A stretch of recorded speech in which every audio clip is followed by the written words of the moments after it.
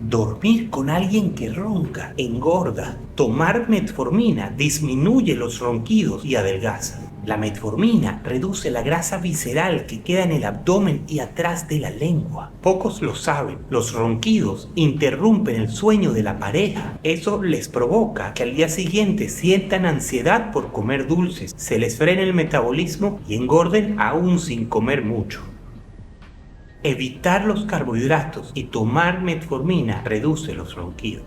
Yo tomo metformina natural porque tengo tendencia a engordar fácil y roncaba. La metformina natural nunca cae mal y la pueden pedir en Amazon. Además, en la noche solo ceno un pastel de proteína sin azúcar. Los que quieran la receta, escriban "Doctor, la receta" para enviársela. Pronto su pareja dejará de roncar, ambos dormirán mejor y podrán adelgazar.